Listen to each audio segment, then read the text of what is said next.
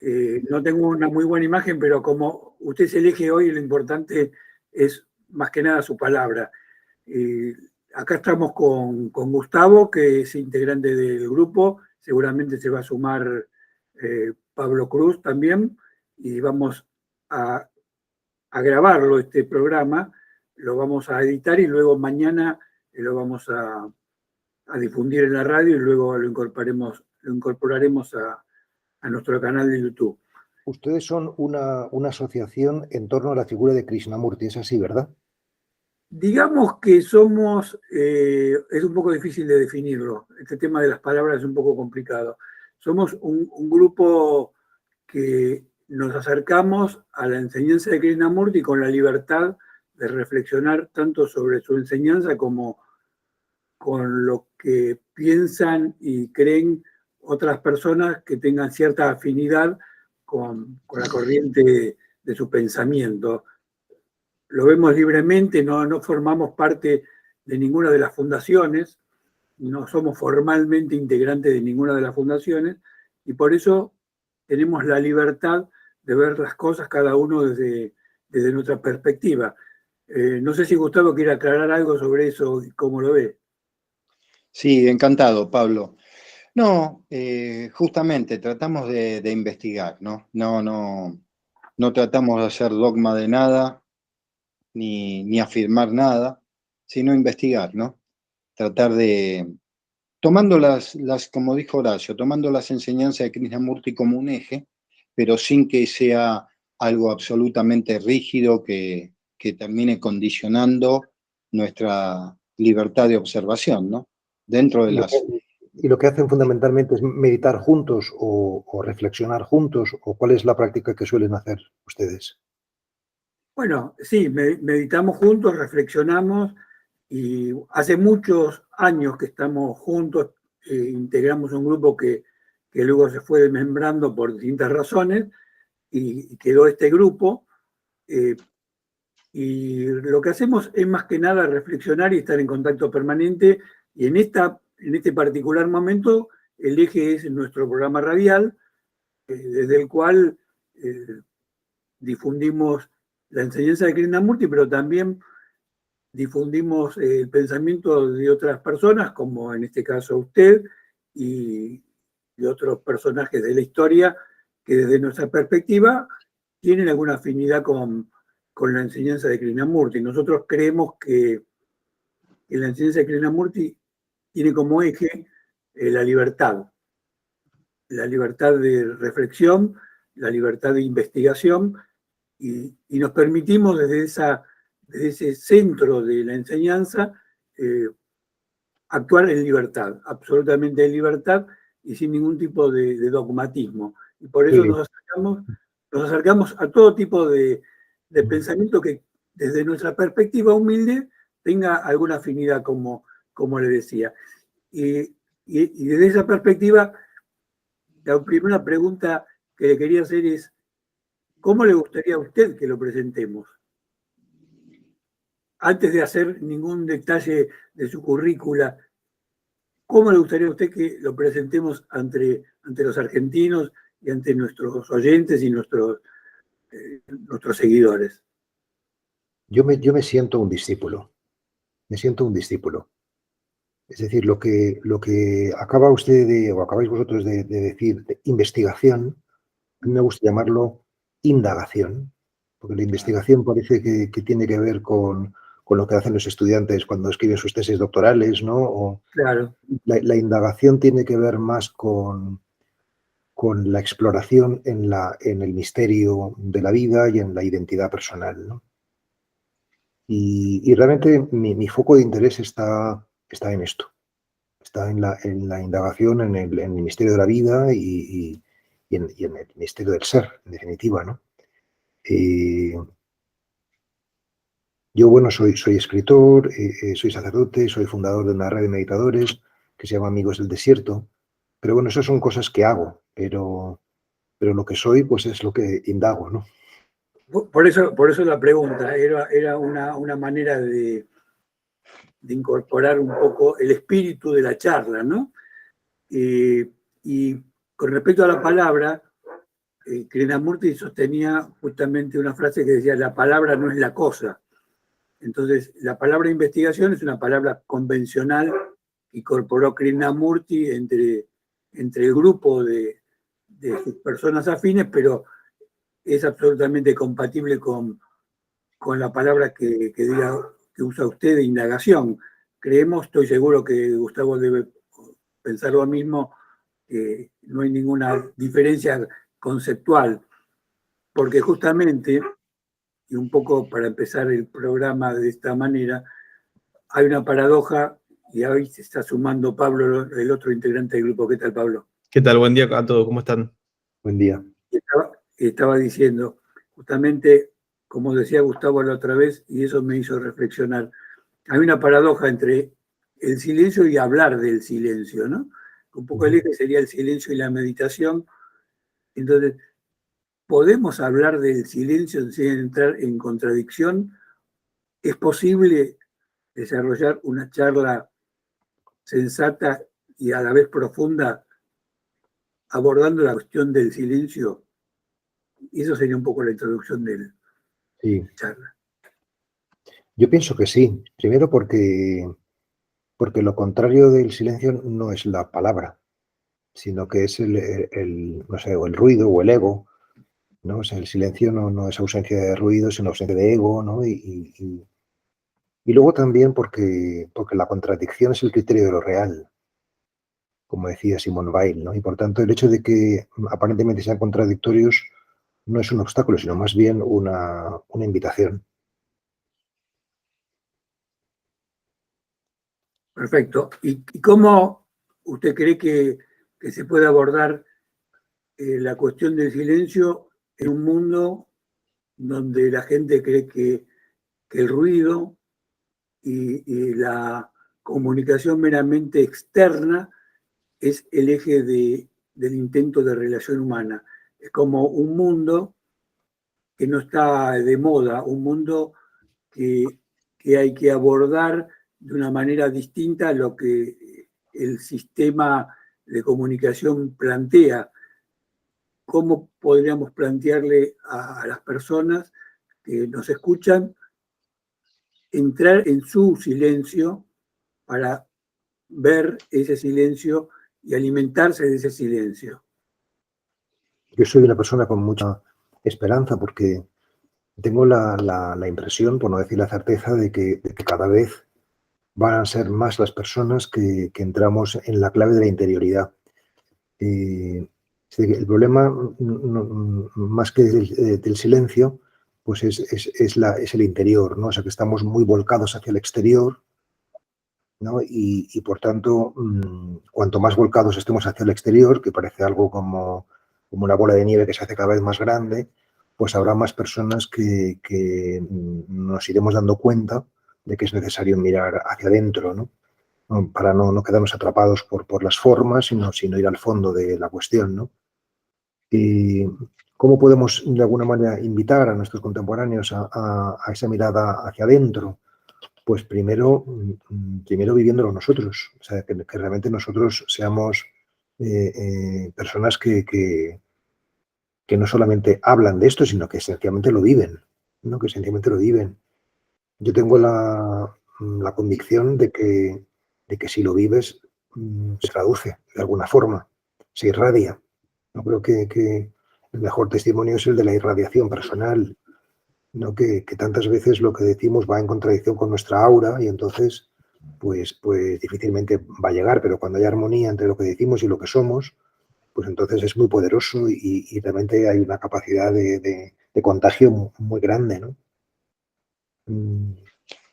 Yo creo Claro, que... Pablo, lo que decís me hace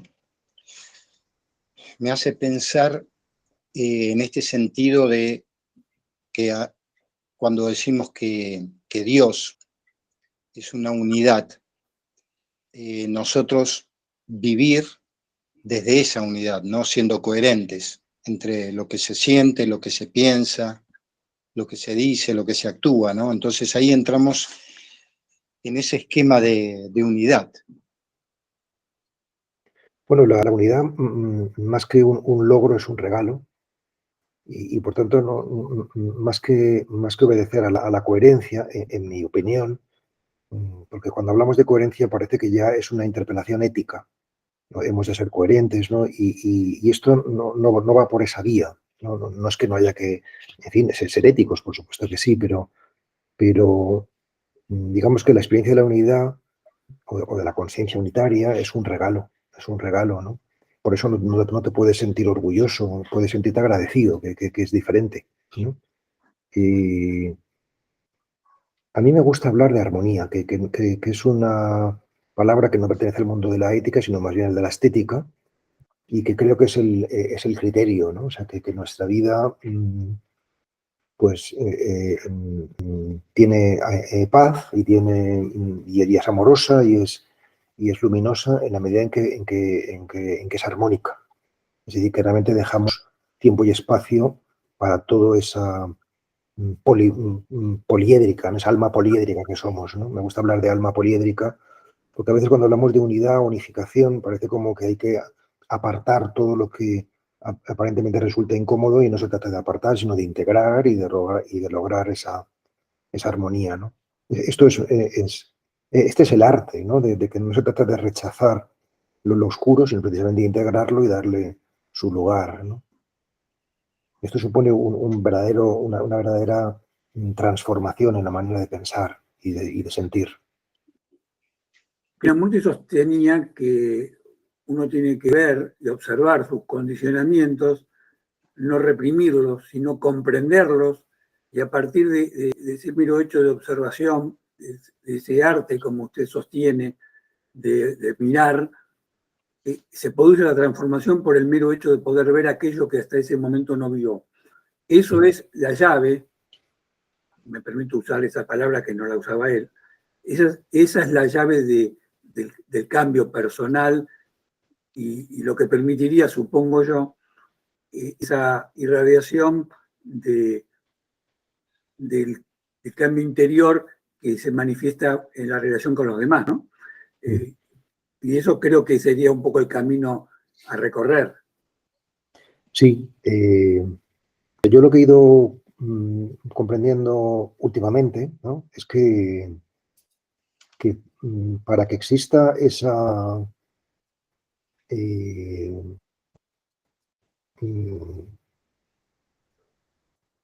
no sé exactamente qué palabra ha utilizado usted ahora mismo, pero Observar y comprender. Observar, exacto, para que la observación sea eficaz y sea transformadora, tiene que ir derivando en comprensión espiritual, ¿no? Es decir, que yo lo que voy entendiendo es que, al menos así funciona en mí, es que junto a la vía contemplativa o la vía de la observación está la vía cognitiva, que es la vía de la reflexión y de la integración, ¿no? Porque claro, no solamente lo intelectual, sino realmente lo integrarlo. Por eso no hablo solamente de racionalización, sino de comprensión profunda, ¿no?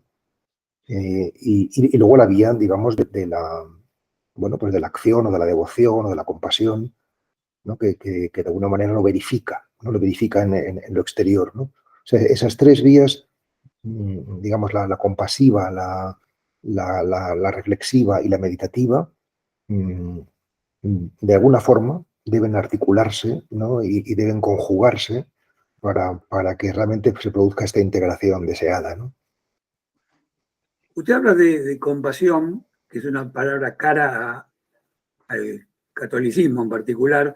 Entonces sería quizás interesante ver, o mejor dicho, escucharlo a usted sobre qué entiende por compasión para que aquellos que no integran formalmente o no son parte de la Iglesia Católica puedan entender a qué se refiere y cómo esa palabra, que es muy cara al catolicismo, pueda extenderse como algo eficaz para la comprensión de aquellos que no forman parte de la Iglesia, ¿no? Sí. Bueno, en el cristianismo y el catolicismo se habla casi más que de compasión, de caridad y de misericordia. ¿no? En la compasión, que también se habla en el cristianismo, también es un término caro al budismo, ¿no? Que también se habla. En cualquier caso, la palabra compasión me parece muy, muy válida porque porque incluye el término pasión, ¿no? Que para mí tiene una doble acepción. Por una parte, significa pasividad y por otra parte significa padecimiento, ¿no? Cuando hablamos de pasividad, hablo de receptividad, o sea, de dejarnos tocar, ¿no? Como por las cosas, ¿no? Que pasividad no significa no hacer, sino significa hacer dentro. Y luego ya veremos si hacer fuera, ¿no? Y luego, si tienes esa actitud de pasividad, de receptividad, y te dejas tocar, pues algunas cosas que te tocan te van a hacer daño, te van a doler, y por eso hablamos de padecimiento, ¿no?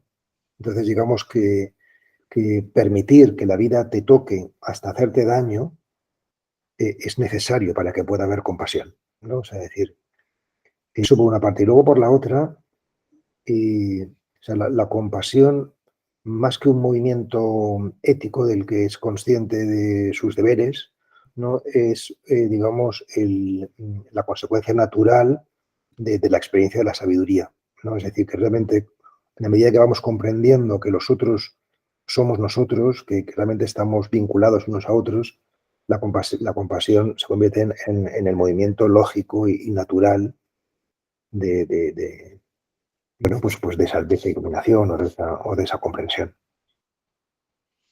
Claro. Ahora, Gustavo, sí.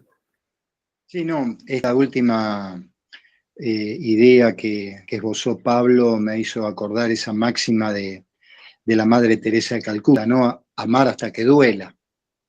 Pero, Pablo, en el silencio, que es un espacio, a mi entender, ¿no? Por experiencia propia, digo, no es un espacio de alta vulnerabilidad, en el sentido de que es un espacio abierto, es un espacio receptivo y a su vez es un espacio absolutamente creativo. Pues sí, estoy de acuerdo. Estoy de acuerdo, es decir, o sea, lo extraordinario de la práctica meditativa es que se descubre que la máxima vulnerabilidad, por utilizar el término que utilizaba usted, la máxima vulnerabilidad es nuestro máximo poder.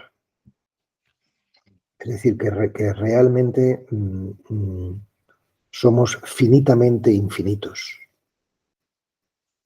Justamente creo que la comprensión, entre otras cosas, permite, entre comillas, comprender nuestra vulnerabilidad, ¿no? Es decir, una de las cuestiones que más nos complica, me parece, y lo quería compartir con usted y poder desarrollarlo, es nuestra incapacidad de ver cuán limitados somos. Una de las fuentes de la ignorancia humana, creo, es el crecimiento del ego y el creer que uno puede enfrentar la vida sin aceptar sus limitaciones. Y el drama humano, el drama de la historia humana, es el drama de su ignorancia, de sus limitaciones. Entonces, me gustaría ver si podemos caminar juntos este tema de nuestra vulnerabilidad, que es, de algún modo, me parece, un terreno poco recorrido por la mayoría de los pensadores y los filósofos. La mayoría se regodean alrededor de las palabras y es como que pasan por un vuelo superficial y no van a la entraña de nuestro espíritu, que está lleno de limitaciones, muchas veces de miedos, muchas veces de frustraciones, y al no alimentarnos de eso, el ego construye una imagen falsa que desarrolla una vida hueca y muchas veces peligrosa hacia nuestros semejantes, ¿no? Creo que se ve mucho en los políticos, lamentablemente, eso. Por eso me gustaría ver cómo lo ve este terreno desde nuestra perspectiva un poco inexplorado o no suficientemente explorado, para ser más preciso, ¿no? Ujú. Lo primero es que estoy de acuerdo en que la mayor parte de los filósofos pues se quedan en la elucubración más o menos profunda o simplemente ingeniosa, como si se justificaran a sí mismos, ¿no? su quehacer, y realmente han perdido buena parte de la filosofía contemporánea, ha perdido la voluntad práctica de que sea una sabiduría práctica que ayude a las personas a vivir con más plenitud, ¿no? Yo lo que quiero decir de la vulnerabilidad es que el camino interior, el camino de la meditación, el camino espiritual,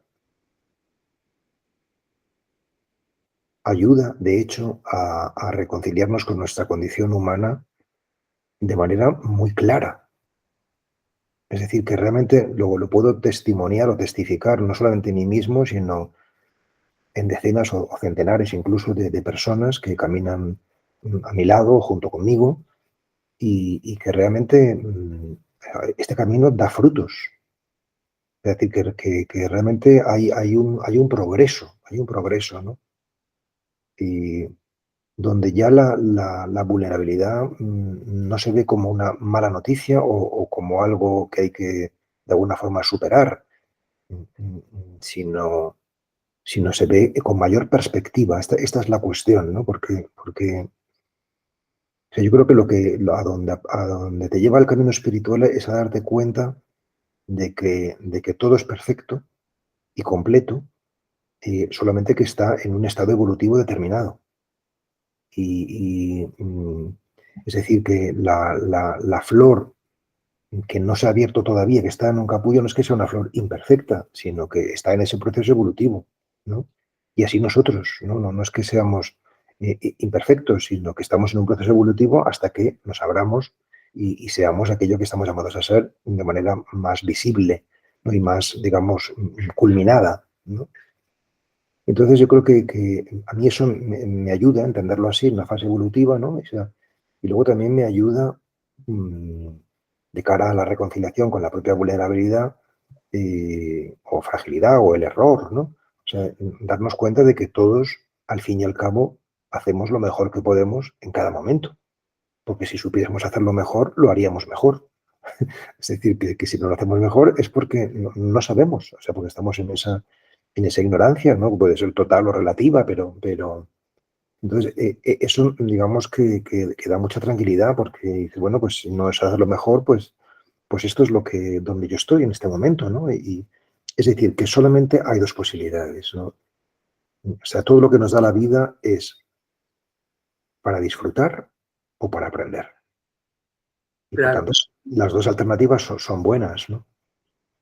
El tema de la ignorancia es interesante porque, en general, cuando el hombre, como decimos en Argentina, hace macanas, comete errores, a veces garrafales y con consecuencias nefastas, lo atribuye al mal o a ciertas abstracciones que estarían fuera de él y que lo llevan a inconductas.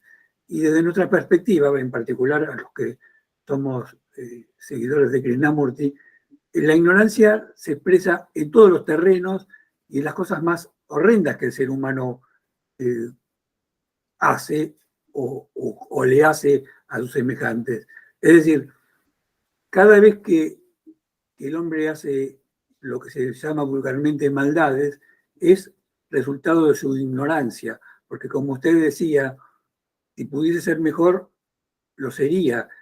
En definitiva, hay una paradoja, quizás, entre el deseo de hacerlo mejor y el resultado a partir de la ignorancia. Entonces, la observación y la comprensión desde el silencio es lo que nos permitiría entender esta compleja madeja del pensamiento humano, ¿no? Creo que ahí hay un terreno muy fértil de, como decimos nosotros, de investigación o de indagación para comprender eso, porque si un ser humano comprende que su ignorancia es de algún modo, digamos, el germen de sus errores, sería realmente un camino mucho más fructífero y con resultados mucho más palpables en su relación con los demás, ¿no? Y acá nos metemos un poco en las relaciones humanas. Sí, Sí, perdón, me gustaría agregar algo para Pablo también. Sí, a mí me quedó resonando esto que Pablo decía hace un rato de estar en este estado receptivo en donde donde la vida toca a uno y lo toca hasta que duele. Todos sabemos en mayor o menor medida que el dolor en muchos casos es transformador. Ahora, ya que estamos hablando de la comprensión, es esencial desde su punto de vista, Pablo, es esencial el dolor en la transformación, en la comprensión, en ese cambio radical que uno experimenta a través de entrar en contacto con los hechos como son. ¿O usted cree que es uno de los pilares, es una de las posibilidades? Es decir, mi pregunta puntual ¿es necesario el dolor en la comprensión, en la transformación? Porque estamos hablando de las limitaciones en cuanto a la comprensión y lo que y la ignorancia desencadena en nosotros, en nuestros comportamientos diarios. Y sabemos que muchos hemos tenido, es algo muy común en nosotros, que después de una crisis, de lo que nosotros le decimos tocar fondo, suele ocurrir cierta tranquilidad después de la tormenta, producto de sí, trascender, ¿no? La sí. dificultad. ¿Qué opina usted al respecto? ¿Cómo lo vive usted? Pues yo había pensado hasta hace no demasiado tiempo de que la vida tenía esta dinámica, cristianamente hablamos pascual, o sea, de muerte y resurrección, es decir, de valle y montaña, no valle y cima, no permanente, y que por tanto, pues era inevitable bajar al valle de lágrimas, ¿no? Para luego subir a la montaña de risas, ¿no?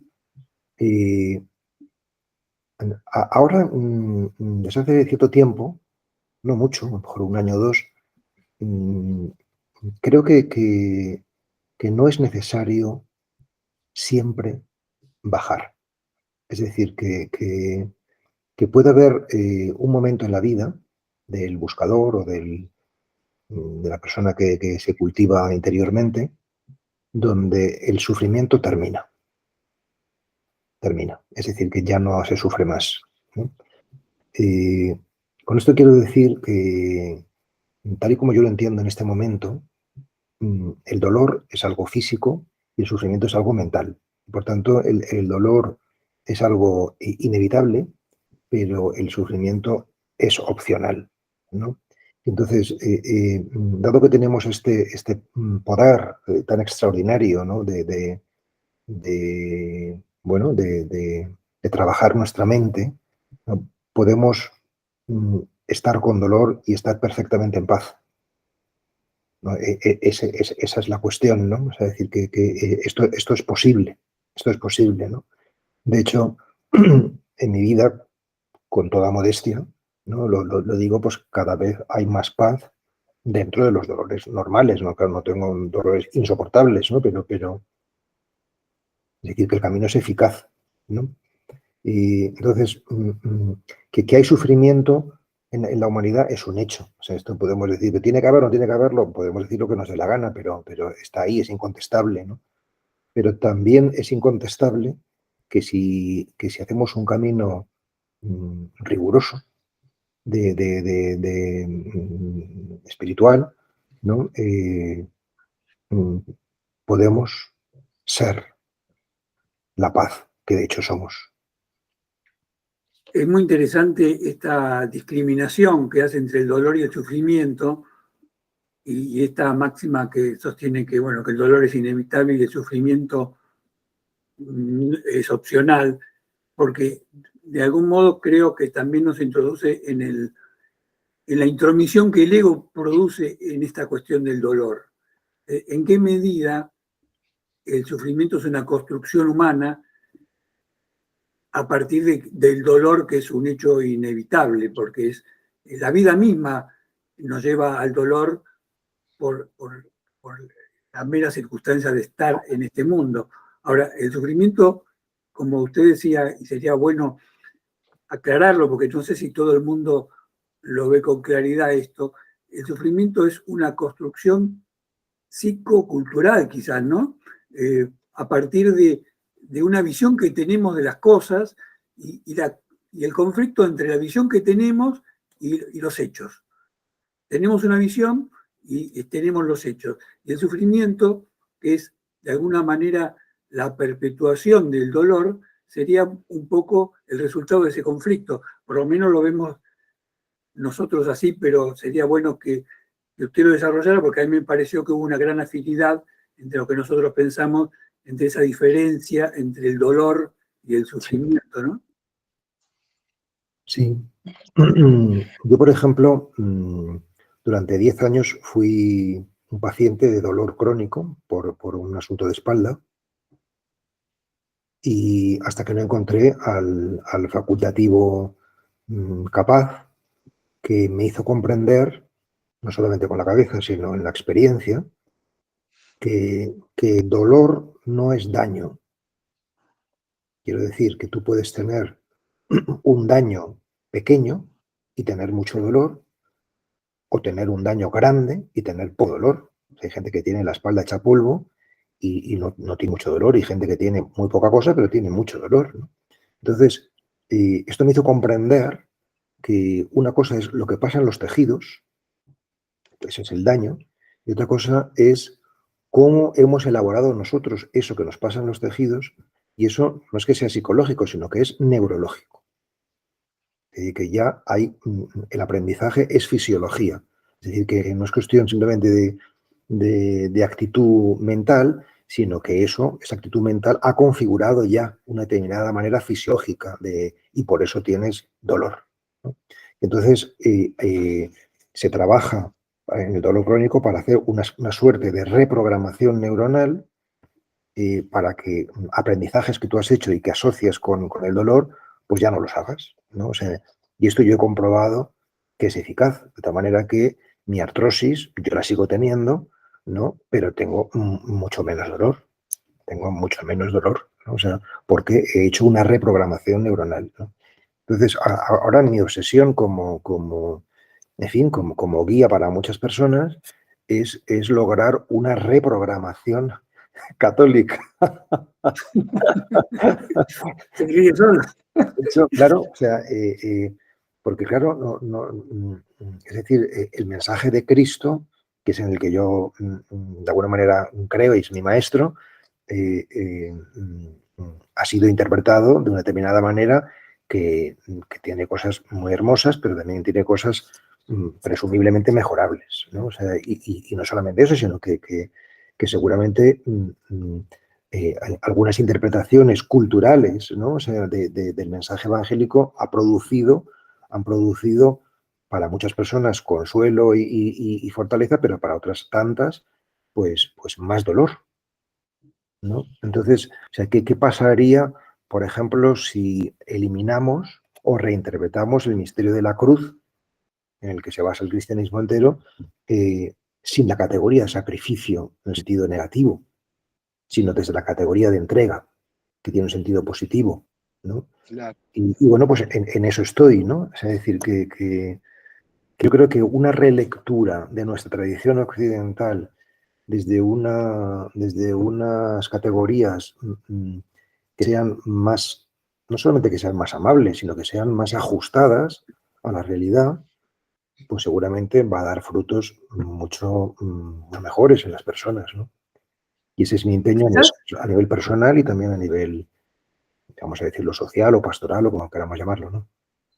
Quizás en Occidente hemos tenido el problema de no haber desarrollado un estudio sistemático de la psicología humana, como lo hicieron algunas culturas milenarias que terminaron, por ejemplo, en el budismo, y recién ahora estamos comprendiendo la complejidad de la psiquis humana para poder abordar estas cuestiones desde una perspectiva más amplia, como Sí. que estamos en, digamos, Sí, pero no sé pañales. si a pesar de todo en Oriente han sufrido menos que en Occidente, a pesar de que tengan, digamos, esta psicología budista más desarrollada, ¿no?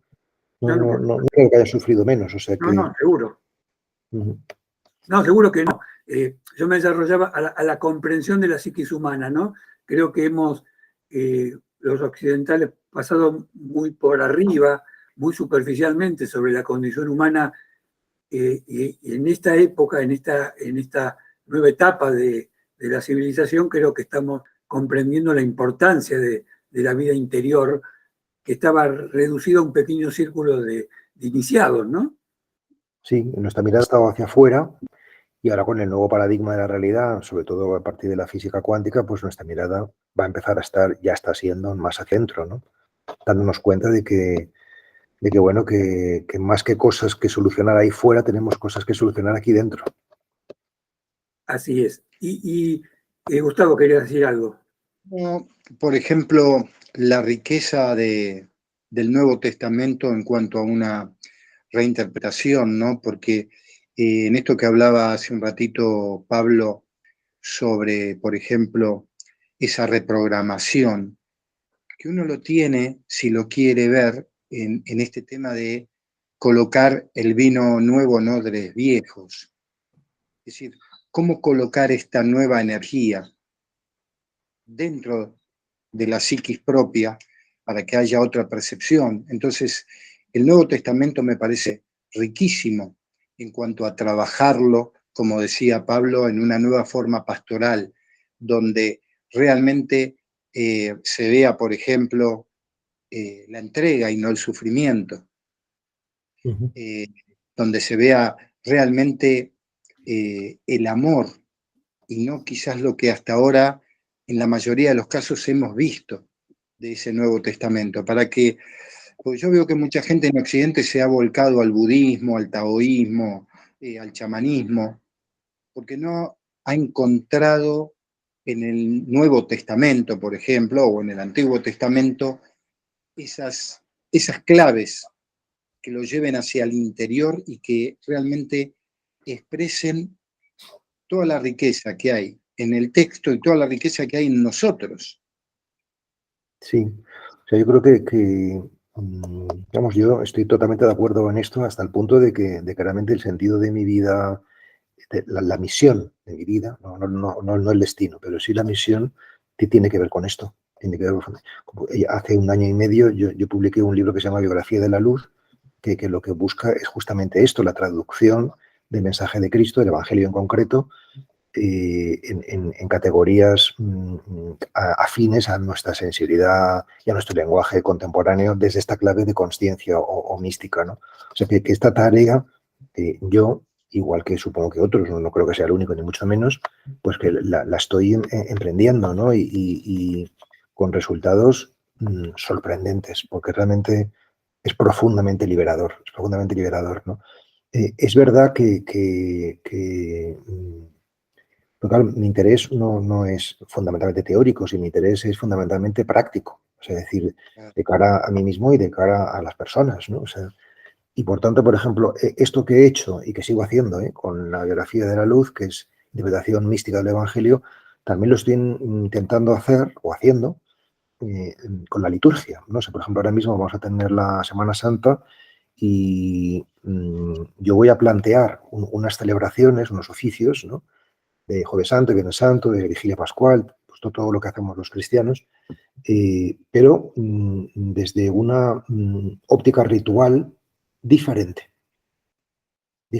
¿no? O sea, para lo cual me sirve profundamente la plantilla, vamos a decir así, de la liturgia, que es muy sabia y que tiene pues, cosas muy, no sé, muy inteligentes, ¿no? Pero también pues, hay muchas adherencias que son inoportunas, ¿no? Y que dificultan, ¿no? Entonces me permito hacer este experimento, este laboratorio litúrgico, porque creo que no basta solamente las ideas, sino que hay que vivirlo, experimentarlo ritualmente, ¿no? Es decir, yo creo que, claro, hay muchas, entre comillas, conversiones que los católicos tenemos que hacer, ¿no? La primera y fundamental es no pensar que nuestro patrimonio va a seguir siendo hegemónico, o sea, como el único, ¿no? Sino que nosotros tenemos que entrar en diálogo. Pues ahora mismo, pues yo estoy entrando con ustedes, con vosotros o ustedes que sois de Krishnamurti y hablamos en régimen de igualdad, ¿no? Es decir, no con ningún tipo de paternalismo, ni con ningún tipo de tutela, ni nada por el estilo, sino de búsqueda común de la verdad, ¿no? Esa es una conversión esencial. Y hasta que eso no se vaya extendiendo, pues todo será bastante en vano, ¿no? En fin, es así como yo lo veo. O sea, a lo mejor estoy equivocado, pero tengo, no sé, una llamada fuerte a vivirlo de este modo, como lo acabo de exponer. Y yo lo que veo, y también quería invitarlo a reflexionar sobre esto, es que para que ese cambio en igualdad sea auténtico, tiene que existir una convicción real interior de aquel que pretende estar en igualdad con los demás, ¿no? Porque me parece que hay mucho de diplomacia, en el peor sentido de la palabra, en muchas personas que por ganar adeptos, por ganar simpatía, por construir sus propios intereses personales, ponen un manto de superficialidad, de superficial igualdad, cuando en realidad, en el fondo, piensan que, bueno, apenas pueda, le voy a demostrar a Juancito que está equivocado, porque yo tengo la justa y Sí, las por eso contradicciones las voy a ver en sí, cualquier momento, ¿no? Pero eso es porque no se ha hecho el camino, ¿no? O sea, Claro, tú estás aquí porque no has hecho camino, pero si haces el camino, justamente eso. yo, vamos, con toda modestia, pero vamos, que yo soy cristiano, pero sé que podría perfectamente estar donde estoy, siendo musulmán o siendo budista o siendo agnóstico. Es decir, que realmente lo que uno descubre precisamente cuando haces el camino es que no es importante las formas, por mucho que nos entusiasmen o que las amemos, ¿no? O sea, que si lo importante es a dónde te conduce al fondo, a qué te conducen, ¿no? Y por tanto, solamente si has hecho esta experiencia, te pones auténticamente en régimen de igualdad con cualquier interlocutor de otra tradición o de ninguna tradición, ¿no? Claro, porque es el resultado del propio trabajo interno y no de una decisión estratégica o táctica, ¿no? Sino que es justamente la natural consecuencia de mi propio cambio personal. Siento que... No solamente, sino que realmente la experiencia a mí me ha llevado a aprender de los que no son cristianos. O sea, no es que solamente en régimen de igualdad, sino muchas veces en régimen de discipulado. Bueno. Es decir, que yo he aprendido y sigo aprendiendo muchísimo de gente que no pertenece a mi club, ¿no?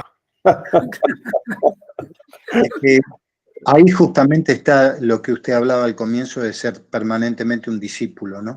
Estar, justamente el silencio creo que, o la práctica del silencio, nos abre a justamente esa igualdad, ¿no? Porque el silencio es el silencio, no es mi silencio ni tu silencio, es el silencio. Y cuando de repente, por eso creo, usted hablaba, Pablo, de hacer una prueba con una nueva liturgia, creo que ya el éxito está, porque usted tiene la convicción desde dónde se va a hacer el movimiento. El tema está en que las personas que lleguen estén suficientemente abiertas Sí. a abrirse a esa experiencia nueva, de esa nueva liturgia. Y usted también habló de adherencias, que es un tema interesantísimo, porque tenemos tantas adherencias que son corazas que no nos permiten no llegar al corazón de la situación, ¿no? Sí, no estoy muy de acuerdo. Sí, por eso, por ejemplo, estas liturgias que yo propongo y voy a proponer, yo no las abro al público de manera indiscriminada, porque creo que causarían más confusión y más mal que bien, ¿no? Sino que las abro a las personas que ya están en un camino y no es el primer paso. O sea, las liturgias más bien son pasos ya después de un camino, no un proceso, ¿no? Es decir, que creo que que no solamente hay que dar buenos alimentos, sino saber cuándo los da uno, porque de lo contrario podemos hacer más mal que bien, ¿no? O sea, no se trata de tutelar, pero sí de ser sensato, ¿no? O sea, decir que yo recuerdo con bochorno, o sea, hace, no sé, 20 años o 30 años, yendo por los pueblos de Salamanca, en España, ¿no? Que habían pasado por ahí algunos sacerdotes en la línea de la teología de la liberación y habían dejado a los pueblos de Castilla pues sin su fe popular y sin nada, Claro. ¿no? Es decir, que con toda su buena voluntad estos sacerdotes progresistas pues habían dejado a la gente sin fe. Porque les habían desmontado sus vírgenes y sus devociones populares, pero no les habían dado nada a cambio. Y eso yo creo que es una grave responsabilidad. Una grave responsabilidad, ¿no?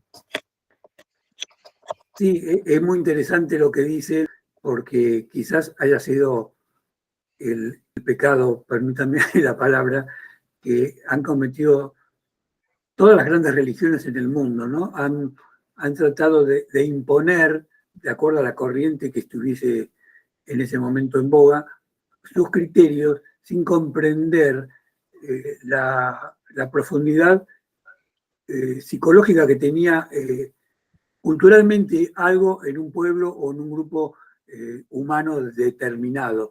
Se vivió en la conquista de América.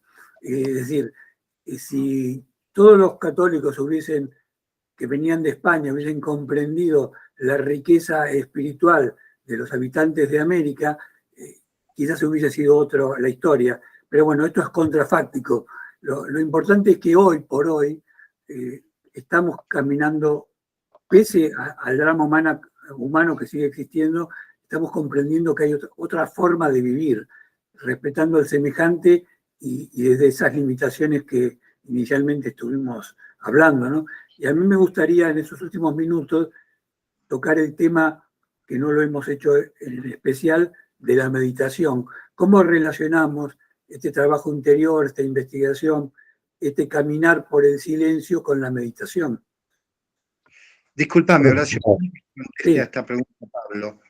Me parece muy interesante lo que antes comentó Pablo, porque hoy también lo tenemos en ciertas pseudociencias, digamos, constelaciones personales o acompañamientos psicológicos, donde de repente a las personas se les abre puertas, pero después no se les da un acompañamiento, como lo que decía antes Pablo. Se le sacó a esa gente una creencia, pero después no se lo acompañó para si le saco esto, ¿con qué lleno ese vacío? Por ejemplo, en lo que decía Pablo ahora de la nueva liturgia, perfecto, hago una nueva liturgia, pero después tengo que acompañar a esa gente, siguiendo, no como un maestro, no, sino acompañando, yendo juntos, diciendo, bueno, hemos hecho esto nuevo, y esto nuevo tiene, me parece, nos puede dar esto, a todos. Me parece eso es importante, porque hoy se abren muchas puertas, pero después no está el acompañamiento adecuado. Y la persona queda sola, queda vacía. Yo estoy totalmente de acuerdo también. O sea, creo que no basta ser un starter, sino que hay que también continuar, ¿no? Y creo que el que empiece algo tiene una responsabilidad de acompañamiento, ¿no? Del proceso. Bueno, pues no puedo más que estar de acuerdo, ¿no? En que, bueno, esa es la tarea compasiva. La tarea compasiva es dar información y acompañar, pero solamente a quien realmente la pide o la busca, ¿no? O sea, decir que no, yo creo que no se debe ofrecer el camino de la interioridad a quien no lo quiere, porque el punto de partida es la sed, ¿no? Y por tanto, si las personas no tienen sed porque están saciadas ya de otras cosas, pues es inútil, ¿no? Quizás este ha sido uno de los vamos a llamarlos así, ¿no? Errores pastorales, ¿no? O sea, que se ha dado Claro. pan cuando no había hambre, ¿no? O sea, y entonces pues no no satisface porque pues ya está satisfecho, ¿no? Bueno, y luego respecto a la meditación, bueno, para mí es casi el pilar esencial para la indagación, ¿no? ¿Y por qué? Porque es aquel donde la indagación se realiza de manera más radical, más desnuda, más pura, ¿no? Donde hay más directa, o sea, hay menos interferencias, donde es más inmediata, ¿no? El contacto con... yo ahí sí que creo que es importante que sea guiada y acompañada. Esto lo decía mucho Franz Jalix, mi maestro de meditación, guiada y acompañada, ¿no? O sea, que no basta, en fin, pues dar 4 consignas y lanzar a la gente, que bueno, en primera instancia puede valer, pero de alguna forma has de seguir, como acabamos de decir ahora mismo, pues arropando o brindando, bueno, pues pistas y posibilidad de confrontación, porque al fin y al cabo, yo lo que voy viendo es que más allá de los contenidos que podamos dar, ofrecer, que podrán ser más o menos lúcidos, la verdadera enseñanza es por transmisión energética. No es tanto son las enseñanzas en sí mismas, que pueden ser más o menos lúcidas o no, o sea, sino la encarnación de las mismas, ¿no? O sea, es decir, que tú irradias un aura que de alguna manera pues repercute en los demás, ¿no? Y yo creo que por eso realmente estar cerca de personas iluminadas es la máxima fortuna que puede depararnos la vida, o sea, porque de alguna forma entramos en esa frecuencia, ¿no? Esa energía, claro, en ese clima energético. Sí, esto me parece muy importante, ¿no? O sea, y claro, no es lo mismo la presencialidad que la virtualidad, porque ahora estamos siempre con pantallas y demás, ¿no? Pero incluso con la pantalla funciona. Incluso con la Claro. pantalla funciona, ¿no? No tiene tanta fuerza como la presencialidad, pero incluso entonces, ¿no? O sea que, bueno, no sé, hay muchas escuelas de meditación, pero dentro de la tradición cristiana no hay tantas, francamente. No hay tantas. No sé, decir que realmente al final si tiras del hilo, pues sacas 3 o 4, pero no mucho más. Ahora, Pablo, Sí, usted hace un rato mencionó una palabra que a mí me quedó resonando, que es rigurosidad, que lo invito a que comente a qué se refería, qué acepción le daba, pero por lo que entendí yo de lo que usted dijo, le quería consultar, ¿qué opina usted, qué siente usted, qué rol tiene la responsabilidad o la disciplina, si quiere, en el cambio, ¿no? Porque usted recién hablaba de la sensatez respecto a quién ofrecerle determinada cosa o cómo ser suficientemente cauto como para no imponer, ¿no? un cambio a quien está lleno de otra cosa, de quien ya está lleno de otro camino, de otro contenido. ¿Y qué rol juega ahí, ¿no? El ego de uno y cómo se equilibra con la responsabilidad y la disciplina, porque en muchos casos, y hasta yo me incluyo, uno, producto de la propia motivación o el propio entusiasmo por haber descubierto o visto algo, quiere ofrecerlo o a compartirlo a la fuerza, ¿no? Ujú. Con otros. O sea, yo creo que para el ego, nada mejor para, digamos, tenerlo en su sitio que la meditación y el diálogo, ¿no? O sea, es decir, realmente si tú te colocas en el silencio necesariamente te hace humilde, necesariamente. Y por tanto rebaja tus ínfulas, ¿no? O sea, y el diálogo con personas, si te rodeas de gente que realmente te quiere y tú estás diciendo tonterías, te lo van a decir, Pablo, deja de decir tonterías, o sea, te estás pasando 3 pueblos, como decimos en España, ¿no? Es decir, que tener gente que te quiere y te dice la verdad, pues es fundamental para no convertirse en un idiota, ¿no? Que es lo que, que es la tentación fundamental, convertirse en un idiota, ¿no? Y luego el tema del rigor y de la disciplina me parece muy importante. Yo suelo decir siempre, se trata de ser rigurosos y flexibles, no rígidos ni laxos.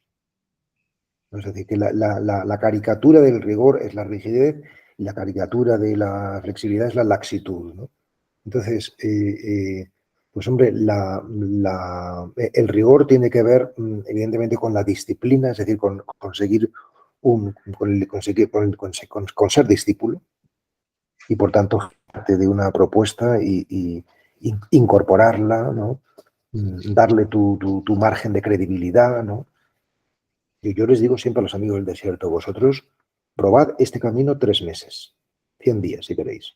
Y si luego no os funciona, pues ir a buscar otra parte, ¿no? Es decir, que aquí nadie, no queremos ser más, lo que queremos es estar creciendo, ¿no? O sea, y luego, bueno, la flexibilidad tiene mucho que ver con la sabiduría, ¿no? O sea, es decir, con no agarrarse, ¿no? Eh, eh, También, claro, todo es aparentemente contradictorio, paradójico, mejor dicho, ¿no? O sea, la fidelidad, por ejemplo, a unas enseñanzas es fidelidad creativa. No puede no ser creativa, porque si no sería puramente conservación, ¿no? O conservadurismo, ¿no? A mí me ayuda mucho, cuando hablamos de rigor, diferenciar esfuerzo de entrega, ¿no? Es decir, ¿y cuál es la diferencia? Pues la diferencia es que en el esfuerzo es un acto de voluntad, mientras que la entrega es un acto de amor. Claro. El esfuerzo tiene la vista en la meta, en lo que quieres conseguir, y la entrega la tiene en el camino, ¿no? O sea, son criterios como muy claros, ¿no? Entonces, eso es lo que el acompañante espiritual o el guía o el maestro, el mentor, tiene que verificar en sus discípulos o sus seguidores, ¿no? O sea, que realmente no está degenerando en actos de voluntad, de consecución de metas, o sea, que no entramos en esa lógica, ¿no? Entonces, el rigor es eso, ¿no? O sea, el rigor para no degenerar, para mantener la pureza, no solamente de intención, sino la pureza de la práctica. O sea, ahí es donde uno que tiene que estar firme. No, eso no. O sea, no entres por la vía del voluntarismo, no entres por la vía de la producción, no entres por la vía del rendimiento, ¿no? O sea, entonces ahí hay que ser muy neto, ¿no? O sea, como son los maestros Zen, que son duros, ¿no? Y lo que pasa es que nosotros somos una generación que todo eso nos parece intolerable, ¿no? Porque somos demasiado lights y tal, ¿no? Pero un guía espiritual tiene que ser claro. Tiene que ser. Como estamos Y me acabo. terminando Sí. el programa, me gustaría quedarme con este concepto de, primero hay que ver todo lo que no es para ver naturalmente luego lo que es. Si no separamos el polvo de la paja, si no descubrimos todo lo que entorpece aquello que nos permite ver, va a ser muy difícil ver. Entonces, el esfuerzo es vano en la medida que la voluntad sea la que esté iluminando. En cambio, si uno naturalmente se deja llevar sin un objetivo determinado, quizás comprenda con esa naturalidad y entre en un camino de inteligencia, ¿no? Me parece muy interesante lo que dijo con palabras distintas y bueno, quería invitarlo a hacer un pequeño cierre final para desde ya agradecerle muchísimo esta hora que estuvo con nosotros y que ha sido un honor estar con usted. Así que le doy la palabra para que salude a los argentinos y mi agradecimiento también para todos vosotros, ¿no? Seguro que si Dios quiere, pues habrá más oportunidades de encuentro y todo lo que sea, digamos, ¿no? Intercultural, interreligioso, interpersonal, pues es interesante, ¿no? Y a lo mejor nos saca de nuestra habitual forma y nos abre una puerta diferente, ¿no? Y lo esencial es la sed. Ese sería como el mensaje final. Lo esencial es la sed. sea, que la vida y solamente, o sea, este camino de la iluminación, el camino de la realización, ¿no? Solo es posible si es nuestro propósito fundamental. Claro. Si todavía no es el propósito fundamental, pues estaremos pues enganchados perdiendo mucho tiempo, ¿no? O sea, si el camino es estrecho, no pierdas el tiempo. Muchísimas gracias y hasta cualquier momento un gran abrazo a la distancia. Hasta luego. Gracias. Gracias, hasta luego. Yo quisiera agradecerle a Pablo, bueno, se cortó, pero que tenga éxito en ese nuevo experimento litúrgico, ¿no? Porque es lo importante. No, lástima que no lo seguimos porque se podía haber cortado y hacer en varias transmisiones, ¿no? Pero bueno, ya está. La idea era 1 hora y no quería extenderlo más allá de lo que habíamos pactado, ¿no? No, está bien, pero bueno, quedará la puerta abierta para un nuevo encuentro. Quizás nos permita después de Semana Santa comunicarnos con él para ver qué impresión le dejó ese experimento creativo que él va a realizar, ¿no? Que creo que, como dije antes, ya tiene el éxito en sí mismo. El tema es la receptividad de las personas que se involucren, pero como todo, ¿no? Es decir, lo mismo que el programa. Llegará a las personas que estén dispuestas también a recibirlo, ¿no? Porque realmente nada se puede imponer a nadie. Lamentablemente tenemos muchas cosas por la cultura impuestas en nuestra psique y bueno, tendríamos que también hacer ese camino de todas estas, creo que lo hacemos, ¿no? De todas estas impregnaciones, irlas